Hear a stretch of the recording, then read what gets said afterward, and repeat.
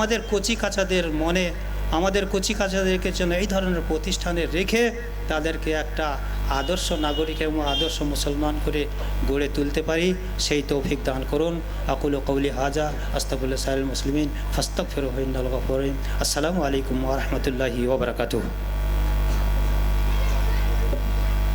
আলহামদুলিল্লাহ, আল্লাহ সুবহানাহু ওয়া তাআলার শুকরিয়া এবং ধন্যবাদ জানাচ্ছি শেখ আব্দুস সালাম মাদানী মহাশয়কে। এই অল্প সময়ে তিনি গুরুত্বপূর্ণ কোরআন হাদিসের আলোচনা এবং বর্তমান প্রেক্ষাপটে তিনি আলোচনা করলেন। আমি আরও 2-1 মিনিট, খুবই ইম্পর্টেন্ট একটা বিষয় আমার ছুটে গিয়েছে, যেহেতু সময় কম দিয়ে আমি দ্রুত বলার চেষ্টা করছিলাম। খুবই গুরুত্বপূর্ণ একটা বিষয় যেটা আমরা 2017-18 শিক্ষাবর্ষে নিয়েছি, সেটাও আপনাদের বিশেষ করে এই লোকাল ডে বোর্ডিং ছাত্রছাত্রীদের ইনফরমেশনটা দেওয়া খুবই জরুরি মনে করছি আমি। নার্সারি, জুনিয়র কেজি এবং সিনিয়র কেজি স্ট্যান্ডার্ড 1-এর আগে 3টে ক্লাস আমাদের আছে। এই 3টে ক্লাসের ছাত্রছাত্রীদেরও সকাল 7টায় আসতে হয়, দিয়ে 7টা থেকে 9টা 2 ঘন্টা কোচিং হয়, দিয়ে 10টা থেকে 3:30 পর্যন্ত স্কুল টাইম হয়, যেটা রানিং সেশন এখন চলছে। এবার আমরা কিছু গার্জেনের রিকোয়েস্ট পেয়েছি এবং আমরাও অনেক বাইরের স্কুল আছে তাদের কাছ থেকে পরামর্শ নিয়েছি। তাতে দেখা গেছে যে ছোট ছোট বাচ্চাদের, বিশেষ করে 3 বছর প্লাস, 4 বছর প্লাস, 5 বছর প্লাস, এই এত ছোট বয়সে প্রায় 8-10 ঘন্টা ধরে স্কুলে রাখা, এটা তাদের মেন্টালিটির উপর একটা মানে কি বলবো টর্চার করা বলা যেতে পারে, বেশি প্রেসার দেওয়া বলা যেতে পারে, যে এত লম্বা সময় ধরে স্কুলে রাখা উচিত নয়। এই কারণে আমরা এই সামনের সেশন থেকে সময়টাকে কমিয়ে নিয়ে এসেছি। তো সেটাও আমি বলা প্রয়োজন মনে করছি আপনাদের, যারা ডে বোর্ডিং ছাত্রছাত্রী অ্যাডমিশন নেবে, বিশেষ করে নার্সারিতে, জুনিয়র কেজি এবং সিনিয়র কেজি, অর্থাৎ 1-এর আগে 3টে ক্লাসে, 3 বছর প্লাস, 4 বছর প্লাস এবং 5 বছর প্লাস বয়সের দিক দিয়ে, আর 6+ মানে স্ট্যান্ডার্ড 1। তো এরা ভর্তি হতে পারবে এবং স্কুল টাইম হবে 7:30 থেকে 9:30 এই কোচিং, আর শীতের জন্য 8টা থেকে করেছি আমরা। তো 2 ঘন্টা কোচিং হবে আর স্কুল টাইমটা হবে জোহর পর্যন্ত, এবং এই জোহরের নামাজের পরে বা টিফিনেই তাদেরকে ছুটি দিয়ে দেওয়া হবে, অর্থাৎ 3:30-এর জায়গায় তারা প্রায় 1টার মধ্যেই ছুটি হয়ে যাবে। এবার বাড়িতে রেস্ট নিতে পারবে, বিকেলে খেলাধুলা করতে পারবে। তাহলে এই ইনফরমেশনটাও আপনারা দয়া করে দিয়ে দেবেন, এই হ্যান্ডবিলও আছে রিসেপশন থেকে, আপনারা নেবেন। ডে বোর্ডিং, নার্সারি, জুনিয়র এবং সিনিয়র, এদের টাইম হবে 7:30 থেকে 12:30 পর্যন্ত। এই টাইম মানে লম্বা টাইম হয়ে যাচ্ছিল, 7টা থেকে 3:30, বেশি প্রেসার, সাইকোলজিক্যাল ইফেক্ট পড়ছিল, তাদের মনের ওপরে একটু বেশি প্রেসার হয়ে যাচ্ছিল। আর এখনই আমাদের আজকের এই জালসার সম্মানীয় অতিথি শেখ হাশিম মাদানী মহাশয় এর গুরুত্বপূর্ণ আলোচনা আমরা শুনবো, আপনারা ধৈর্য সহকারে শুনবেন। এবং তারপরে আমাদের ধুলিয়ান থেকে আগত ইসলামিক ন্যাশনাল স্কুলের বাংলা মিডিয়ামের ছাত্রছাত্রীরা প্রায় আধ ঘন্টার একটা সুন্দর ইসলামিক নাটিকা, ওল্ড এজ হোম, বৃদ্ধাশ্রম, অর্থাৎ ইসলামে যে বৃদ্ধাশ্রম বলে কিছু নেই, কিন্তু বর্তমানে বৃদ্ধাশ্রমের জায়গাও হচ্ছে না। তাহলে এর কারণ কি, এর প্রতিকার কি, সেটা আপনাদের একটু ইসলামিকভাবে নাটকের মাধ্যমে আপনাদের দেখাবে। আপনারা ধৈর্য সহকারে আলোচনাও শুনবেন এবং আমাদের ছাত্রছাত্রীদের পারফরমেন্সও দেখবেন। আমি স্টেজে আসার জন্য ওয়েলকাম করছি শেখ মোহাম্মদ হাশিম মাদানী মহাশয়কে।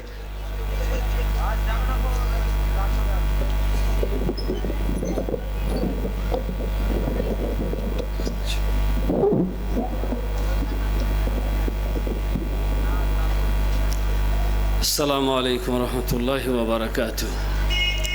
الحمد لله والصلاة والسلام على رسول الله، أما بعد. أعوذ بالله من الشيطان الرجيم.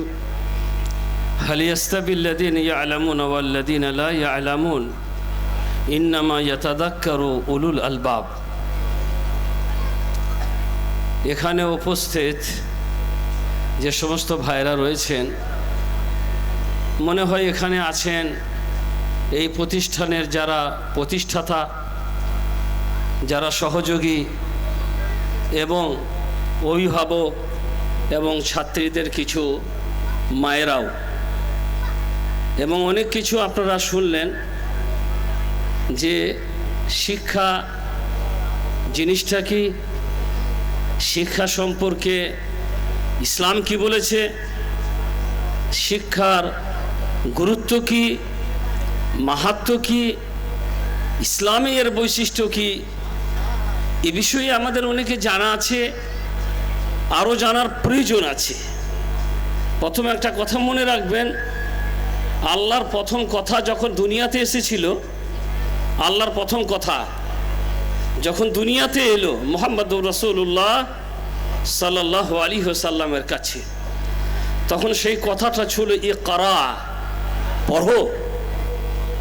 আল্লাহর নবীকে সর্বপ্রথম যে কথাটা আল্লাহ বললেন আল্লাহর পক্ষ থেকে, তা ছিল ইকরা, পড়ো।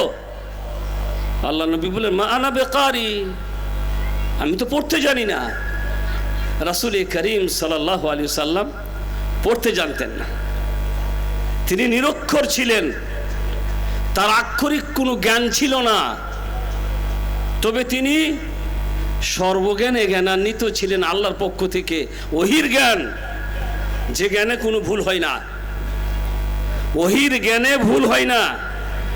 তার ওহির জ্ঞানের আলোকে আল্লাহর রাসূল সাল্লাল্লাহু আলাইহি সাল্লাম আজ থেকে ১৫০০ বছর আগে যে তথ্যগুলা দিয়ে গেছেন তাতে কোনো ভুল নাই। বলছেন পড়ো, বলে মা আনা বেকারি, আমি পড়তে জানি না। কালা ইকরা, পড়ো। কালা মা আনা বেকারি, আমি পড়তে জানি না। তারপরে জিবরাইল আলাইহিস সালাম আল্লাহর নবীকে বুকের সাথে জড়িয়ে ধরে ছেড়ে দিয়ে বললেন ইকরা, পড়ো। রাসূল করিম সাল্লাল্লাহু আলাইহি সাল্লাম তখন পড়তে শুরু করলেন ইকরা বিসমি রাব্বিকাল্লাযী খালাক, ইকরা বিসমি রাব্বিকাল্লাযী খালাক, খালাকাল ইনসানা মিন আলাক, ইকরা ওয়া রাব্বুকাল আকরাম আল্লাযী আল্লামা বিল কলম, আল্লাযী আল্লামা বিল কলম। এখানে পড়ো, আবার এখানে কলম, মানে পড়তে হবে আবার লিখতেও হবে, শুধু পড়লে হবে না। আপনার শিক্ষাটাকে কলমের মাধ্যম দিয়ে তার বহিঃপ্রকাশ ঘটাতে হবে। আজকে যদি আমরা বা শিক্ষিত সমাজ যারা রয়েছেন, আল্লাহ তাআলা বিশ্বে ময়দান বানিয়ে দিয়েছেন, ময়দান প্রত্যেক মানুষের জন্য আল্লাহ রাব্বুল আলামিন একটা করে স্টেজ বানিয়ে দিয়েছেন।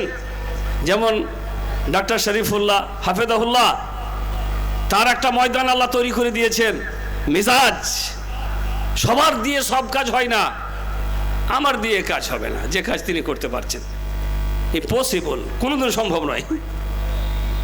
তো আল্লাহ তাআলা এক একটা মানুষকে তৈরি করে দেন, তার দিয়ে সমাজে কিছু নেবেন। ডাক্তার জাকির নায়েককে তৈরি করে দিলেন, তার দিয়ে বিশ্বে কিছু হবে, মুসলিমদের জাগরণ হবে, আলোড়ন সৃষ্টি হবে, যা আমরা সবাই জানি। পিস টিভির মাধ্যমে এরা সবাই পিস টিভির একজন করে জড়িত মানুষ, যে আজকে সারা বিশ্বে তার কত আলোড়ন হয়ে গেল। আর জাকির নায়েক এ আল্লাহ তৈরি করে দিয়েছেন, ময়দান ভাগ করে দিয়েছেন আল্লাহ রাব্বুল আলামিন। কেউ মসজিদে ইমামতি করবেন, কেউ মাদ্রাসাতে শাইখুল হাদিস হয়ে বুখারী মুসলিমের দার্স দিবেন, কেউ কলেজে প্রফেসর হবে, কেউ হাই স্কুলের হেডমাস্টার হবে, কেউ আবার প্রাইমারির হেডমাস্টার হবে। কেউ যদি বলে না আমি প্রাইমারিতে চাই না, এই বলে যদি আল্লাহর কসম খেয়ে বসে সবাই প্রাইমারিতে চাকরি করব না, কেউ প্রাইমারিতে চাকরি করব না, এভাবে সবাই যদি আমরা প্রতিজ্ঞা করে নিই, তাহলে হাই স্কুলে যাবে কেমন করে? প্রাইমারি সারা চাঁদ লাভ পেরে তো যাওয়া যাবে না, আগে তো প্রাইমারিতে পড়তে হবে। আল্লাহ রাব্বুল আলামিন স্টেজ তৈরি করে দিয়েছে, যারা প্রাইমারির যোগ্য তারা প্রাইমারিতে চাকরি করবে, যারা হাই স্কুলের যোগ্য তারা হাই স্কুলে চাকরি করবে। এইভাবে আল্লাহ রাব্বুল আলামিন একটি করে ময়দান তৈরি করে দিয়েছেন। তো মোট কথা হচ্ছে যে আল্লাহ তাআলা পড়ো, আবার বলছিল আল্লামা বিল কলম, কলম দিয়ে আল্লাহ রাব্বুল আলামিন মানুষকে শিক্ষা দান করেছেন। এই যে কথাটা প্রথমে এলো, প্রথমে আল্লাহ নবীর কাছে, কেন? আরো অনেক বিষয় ছিল। হে নবী তুমি নামাজ পড়বে, এটা আল্লাহ প্রথমে বলতেন। এই বাইতুল্লাহ শরীফ মক্কার মধ্যে রয়েছে, এবং নবী তুমি হজ করবে, এটা প্রথমে বলতে পারতেন। তুমি যাকাত দিবে, এটা প্রথমে বলতে পারতেন। আর অনেক বিষয় ছিল, অনেক গুরুত্বপূর্ণ বিষয়। কিন্তু এই সমস্ত বিষয়গুলি আল্লাহর কখনোই বাস্তবায়িত হওয়া সম্ভব হবে না যতক্ষণ না মানুষ শিক্ষা গ্রহণ করবে। আগে জানতে হবে আল্লাহকে, আগে জানতে হবে আল্লাহর গুরুত্ব কি, আল্লাহর মাহাত্ম্য কি, আল্লাহর বৈশিষ্ট্য কি। এগুলা না জানা পর্যন্ত কোনো ইবাদত আল্লাহর কাছে কবুল হয় না। তো ভাই আমার, যারা আপনারা অভিভাবক কিংবা যারা মায়ের এখানে উপস্থিত আছেন, সত্যিকারের শিক্ষার অনেক গুরুত্ব আছে। আপনারা আপনাদের ছেলে মেয়েদেরকে এইভাবে শিক্ষা দিবেন, শিক্ষা দেওয়ার প্রতি তাদেরকে উদ্বুদ্ধ করবেন।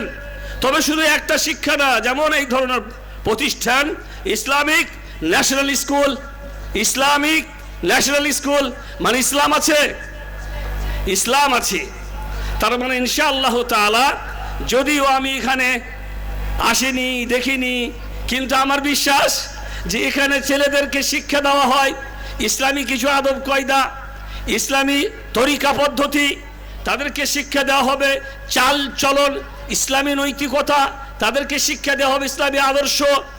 আর সেই সাথে সাথে আপনার ছেলে একটা ভালো ইঞ্জিনিয়ারও হতে পারে, আজ থেকে আর কিছু বছর পরে ভালো ইঞ্জিনিয়ারও হতে পারে, আপনার ছেলে একটা ডাক্তার হতে পারে, আপনার ছেলে আরেকটা কিছু হতে পারে।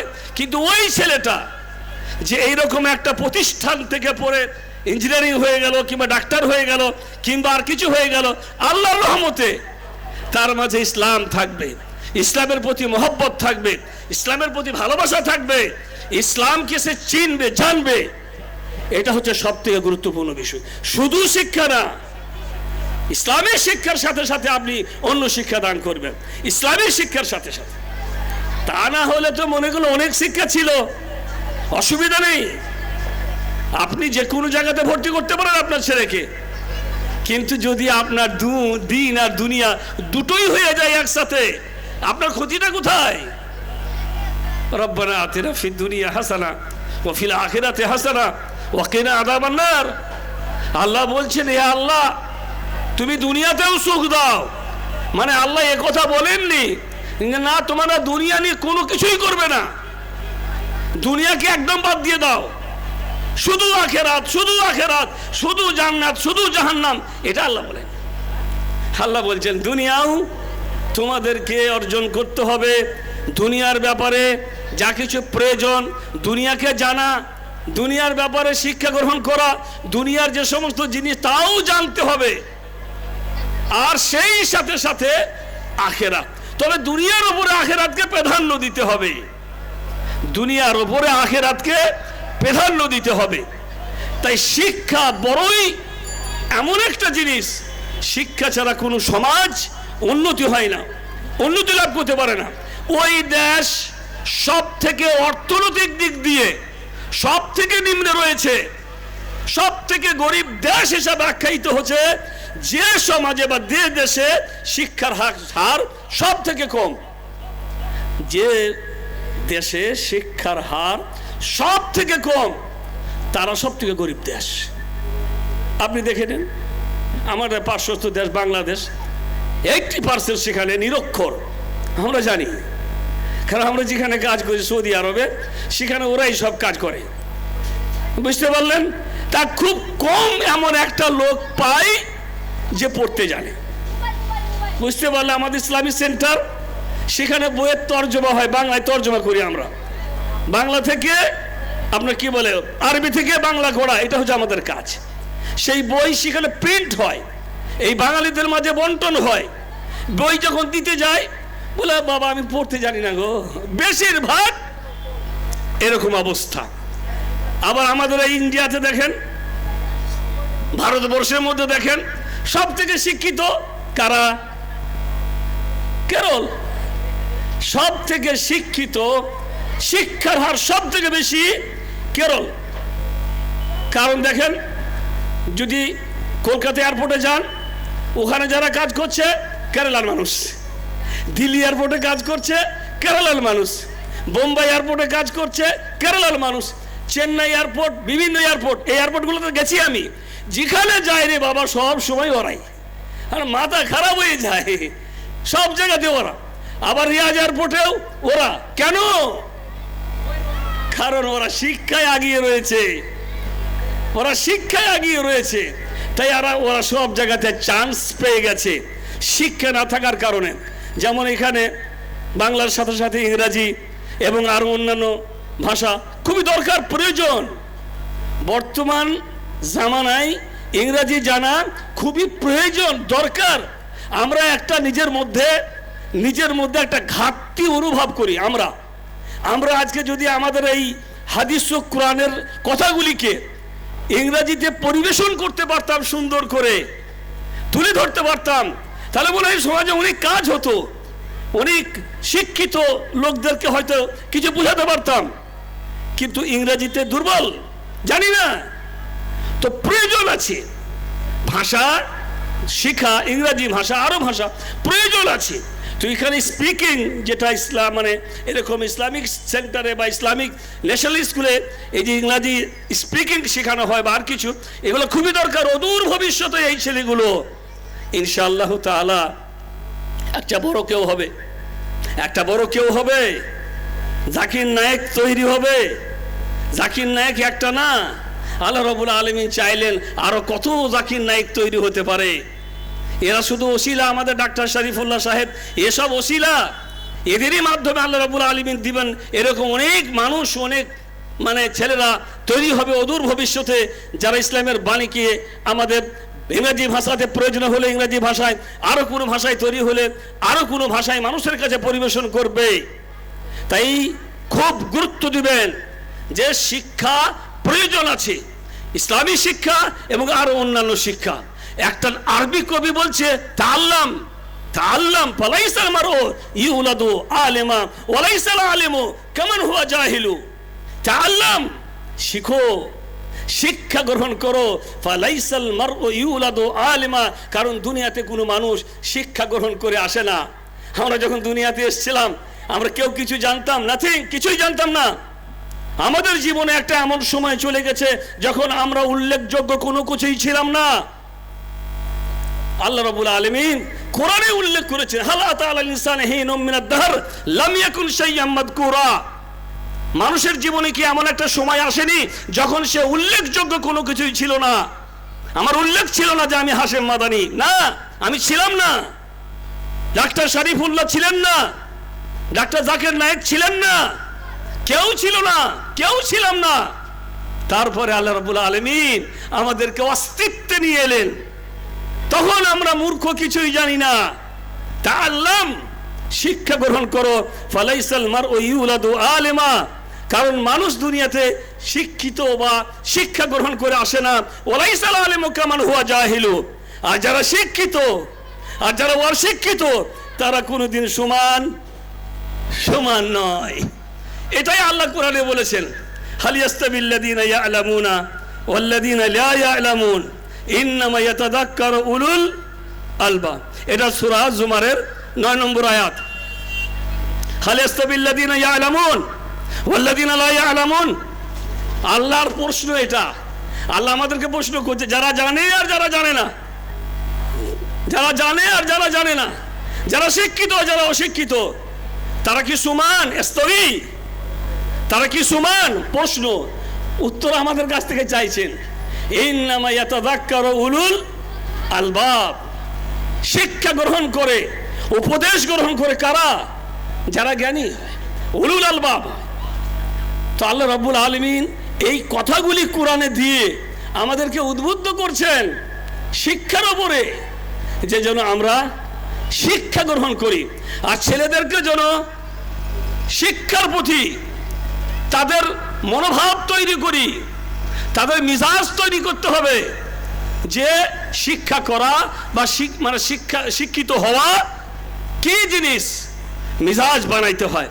মিজাজ তৈরি না হলে মানুষ তৈরি হয় না। আর মিজাজটা তৈরি হবে বাড়ি থেকে, মায়ের কাছ থেকে। এ সমস্ত ছোট ছেলে মেয়েরা যারা পড়াশোনা করবে তাদের ব্যাপারে সব থেকে বড় ভূমিকা পালন করে কারা? মায়েরা।